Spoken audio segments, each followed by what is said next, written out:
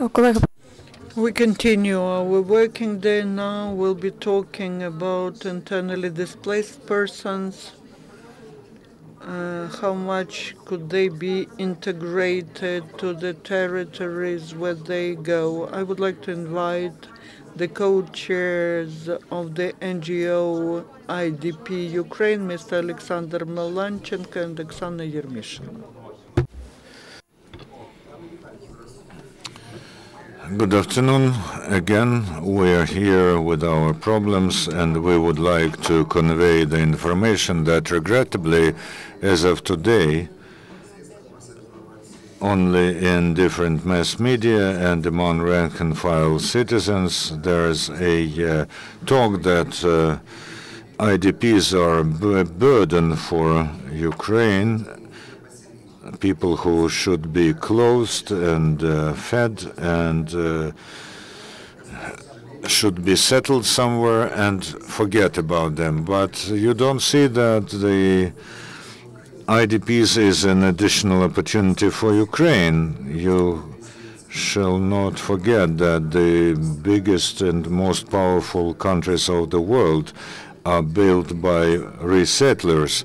The US, Canada, Australia, New Zealand, people who came to new lands and started to work on these lands. The resettlers, IDPs, are the most active people who had to flee their native lands, and the first wave were entrepreneurs and businessmen and people of creative professions who were firmly on pro-Ukrainian positions. The second wave was people who were fleeing the war, and here in big Ukraine they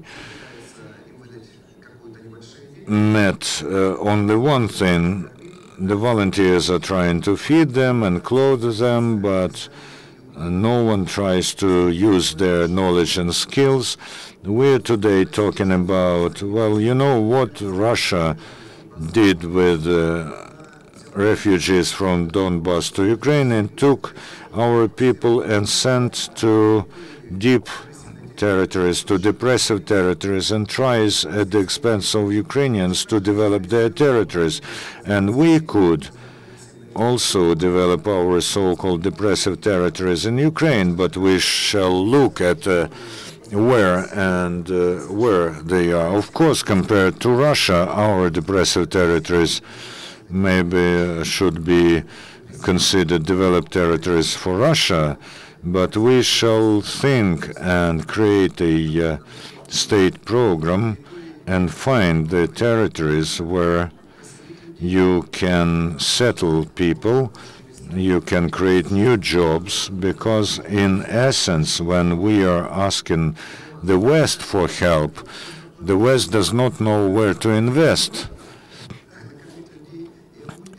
You know, it is one thing to feed and clothe people, but the West are rather intended to provide a fishing rod so that people can fish themselves.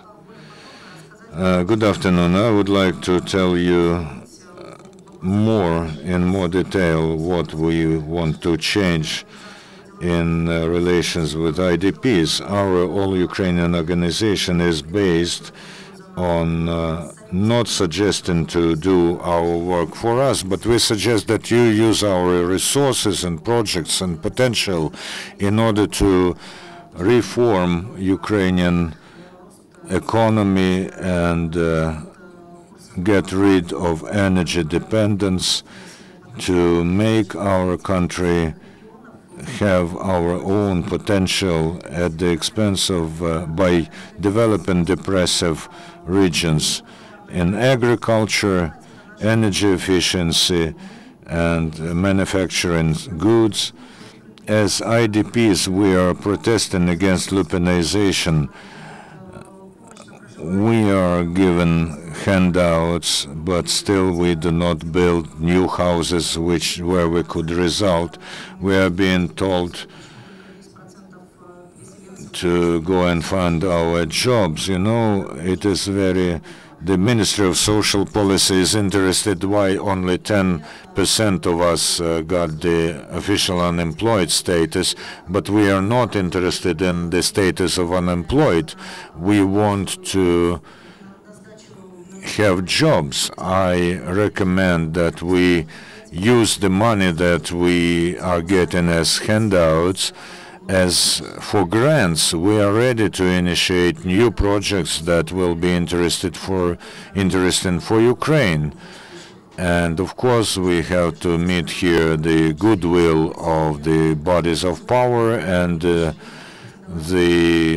support from local population that should understand that we do not claim their jobs. We are ready to work, and this pertains not only to economic projects. We, for instance, also initiate some humanitarian projects like the Children's Space of Ukraine. It is aimed at lessening foreign influence on Ukraine. We are filling the blanks in the historical memory of our children and adults. We are informing them, and our project is becoming the all-Ukrainian project. We will acquaint people in different parts of Ukraine about what Ukraine is, and patriotic education for us is now the primary task that is not understood to the end by local population. We've seen how the lack of understanding about our country affects the events, but first of all we should give the message to the society. We do not claim the existing jobs. We are ready to create new jobs. We want to change the vector, and IDPs are a huge resource to reform the economy. You know, we are not linked to our previous life. We are prepared to work. The waves of migration that we had before, you know, these are people who wanted to live in Ukraine, but now you will get another sort of migration. The people who became poor and who cannot find a place for them in those so-called republics. So we should even now engage in doing a lot and react quickly and specifically so that the people who will come, who will be a workforce, let's make an analogy with the Soviet Union. It is not quite correct because those were prisoners, but those were people who built the entire power of the Soviet Union. We want to make this more progressive. We have to take Western technologies, adopt them to our conditions, and create whatever is needed in our regions. We want to bring back people from abroad in order to fill the budget of Ukraine and make Ukraine more powerful so that it resists foreign aggression. You've given an example of the U.S., that the country was built up by the hands of the IDPs, of the displaced people. But can you come up with some proposal how this project should be developed in Ukraine? I can say that the business incubators and all the positive experience of the international positive experience that we studied, we will be using. We are implementing some of the projects. We create jobs in Ivano-Frankivsk and Zaporizhzhia region. We do that at the level of cooperation with local business who are interested in turning this problem into further opportunities. There are many of such projects, and that is why we initiate And despite the fact that the budget has been approved, we insist that the Cabinet of Ministers has to review the approach. It's difficult to communicate when there's no one single body. We need to create not just the communication body, not just the public councils or committees, but we need to create the bodies of public administration which will be working on integration of IDPs into the society. Then all the problems will be resolved fast. Because the Ministry of Infrastructure, the Ministry of Economy, they will all be coordinated then. Our problem with employment and housing, it touches upon all the ministries. And in order to fast address all these issues, we need to think how resources could be redistributed to make communication easier. Because now the projects which are developed, they are lagging behind because it's difficult to find direct communication between us, investors, and authorities who will support us. Did you have the meetings with the representatives of social policy who are working on IDPs or with the Ministry of Finance? We do have meetings with the ministries all the time, but Ministry of Social Policy is just the possibility to allocate 800, 400 hryvnias and to register at the employment centers. The Ministry of Social Policy also works with volunteers, and the ministry cannot address infrastructural issues. They cannot address the issue of allocating land or funds. Talking about Ministry of Finance, they were concentrated on budgetary problems, and one of the main problems was that the money was not allocated for the special civil service on IDPs. But basically, we need such a service that would work permanently on where to create jobs. Now, because of the sanctions, many serious companies will be leaving Russia, and we cannot start serious negotiations with serious producers of some products which were produced in Russia, and they have to leave somewhere. We know that Procter & Gamble is thinking about closing their production facilities in Russia, Danone, and we are saying at the state level, we need to mention that there are platforms where there are places where people can work, and there's 50 million population which is ready to consume these products. That's not our level, that's the state level. And we have big expectations from the Minister of Economy, the Minister of Finance. They are foreigners, but they should see these opportunities. They are closer to these companies, they're closer to the opportunities which can help. My colleague has mentioned about the second wave of IDPs, when people will come who can work,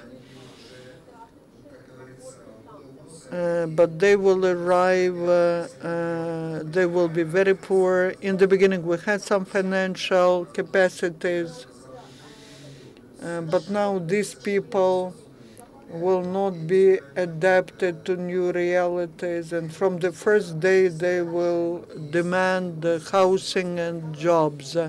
We have about half a year to create such points of growth in Ukraine. We need to find such points of growth. Talking about agriculture, we need Western technologies so that there's the possibility for people who come from the city to work in the agricultural sector, just like in the industries. You mentioned two companies who are thinking about taking their capital away from Russia. These are potential investors to Ukraine. But again, you mentioned that they need some places where they can open their business in Ukraine? Do you have such places, such platforms for developing the clusters which will involve IDPs? And will you be able to submit such a document to the investor? Such a document could be submitted only by the state. It should be prepared so that Western investor comes and starts working from the first day. That's why we're saying that we need the state assistance. The documents which we will produce for those people, they will not be ready to perceive them. I can add, I will give you an example. Kyiv City administration said that they're ready to allocate places, some buildings for housing for IDPs. The main problem is they mentioned that they are ready, but they do not allow to see these places. We're ready to restore these houses, but where? If we ensure quick communication, then we are ready to help, and all our intellectual efforts will be directed to developing it very fast. We're ready to join these processes, but in order to join, for that to be effective, now all our projects are the projects that we found ourselves. We find them, we decide, but our capacities are limited. Financial information capacities to go to the regions, to negotiate, and only together with the state authorities, with local authorities, will be able to quickly, efficiently, and professionally address all the problems, including the problem with writing the projects. We have enough intellectual resources, time. We just need the support and open communication. According to your data, how many IDPs are there in Ukraine now? About 1 million. In Ukraine or no, only in Ukraine? In general, many people, of course, went to Russia, but I will tell you honestly that according to the data from the anti-terrorist operation zone, a lot of people come back from Russia because they saw that they are not expected there, and many people have not found their place in Russia. And maybe these people will come here because they fled the war. I also can tell you that about the estimate by October, according to unofficial data corroborated by UN, we had around 1,200,000 people. In autumn, there was a flow back, but now we see that they are coming back to unoccupied territories. According to our estimates, there's a colossal return to the free territory of Ukraine of people from there, because the situation there is very complicated, and now we see the suspension of movement between the two parts of the territory. People understand that the territory may be blocked altogether, and they come back. Aleksandr said that we have half a year over which we will see permanent migration, and we estimate that it will become more and more numerous every month of the existence of pseudo-republics, LNR and DNR, makes people flee. So we think that within half a year we will see 1.5 million people living in Ukraine. You said that you created jobs in Ivano-Frankivsk. How many? In Zaporizhia region, we created 180 jobs. In Ivano-Frankivsk region, almost 200. This is just the start of the project, and we plan to create jobs later. And many of our projects are at the stage of discussion and agreement. In Kiev, easily we have created over 100 jobs. But you understand, the issue is not about specific jobs that our organization created. We tell you that if that there's an open access for IDPs to financial resources, they can create 3 to 4 jobs each. They start to do this even now in Kiev. We have a lot of friends among IDPs and entrepreneurs. And when I hear that some of them are going around in jeeps, I say, listen, those are people who have created jobs here in their enterprises. An IT company that I know, they moved here from Donetsk, and they created 60 jobs in Kiev, Kharkiv, and Dnipropetrovsk. There's no statistics, of course, and it is very hard to estimate the number, but we say that opportunities for IDPs should be open. We now don't have even an opportunity to take a loan to open a business because we do not have a collateral to get a loan, but I tell you that IDPs will, of course, create a lot more jobs if they get the opportunity to get loans. Also, I would like to say that about Ukrainian IDPs and Ukrainian businessmen, it is necessary that they do not eat their money and spend their money, but they should invest their money on the territory of great Ukraine.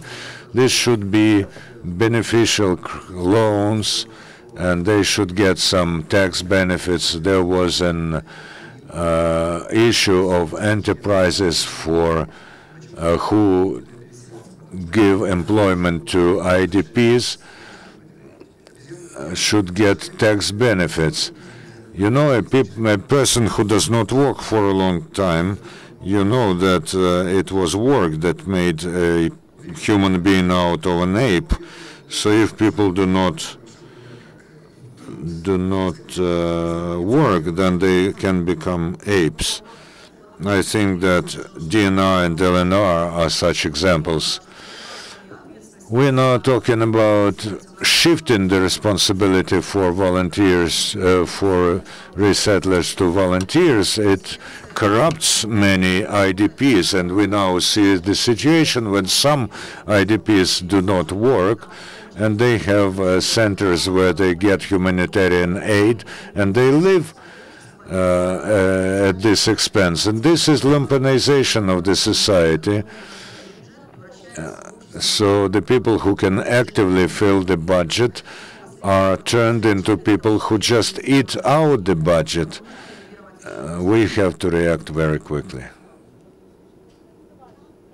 Another question.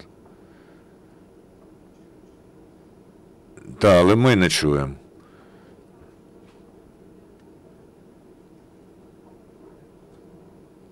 Ку-ку. А там з мікрофоном щось. You said that you have some projects, but there's lack of financial resource. Have you met international donors or international financial institutions?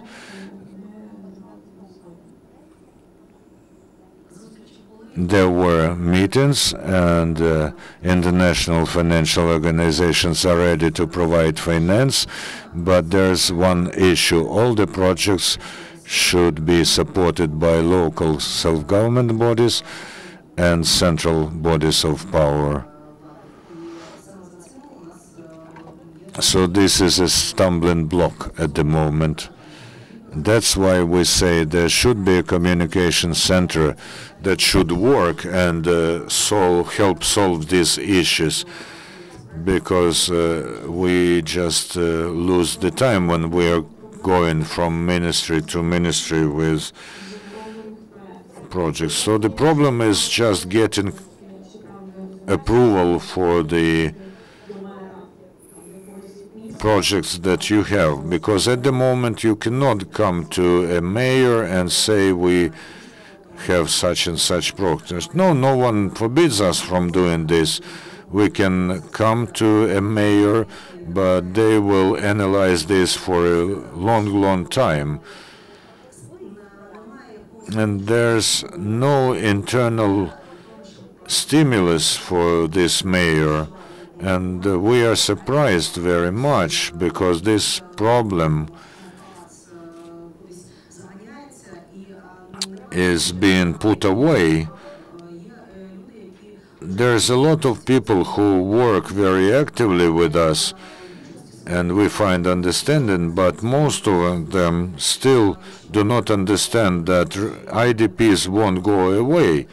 And if there's 1 million people who came, in order to decrease social tension, you should do something very quickly. That's why, of course, we will reach everybody and everybody will hear us, but we will lose a lot of time and we will lose a lot of people, because all those problems do influence the mood and the attitude of people towards their country. They do not see that the country guarantees their social protection, and this is a very negative problem that is spreading not only to IDPs but to also local communities where we came. I'd like to add that you understand that every medium level official does not do anything without a command from above. If there's an understanding above about the creation of a respective program, you know, the Cabinet of Ministers decided to create a respective service within 2 weeks, and these 2 weeks are lasting for half a year now.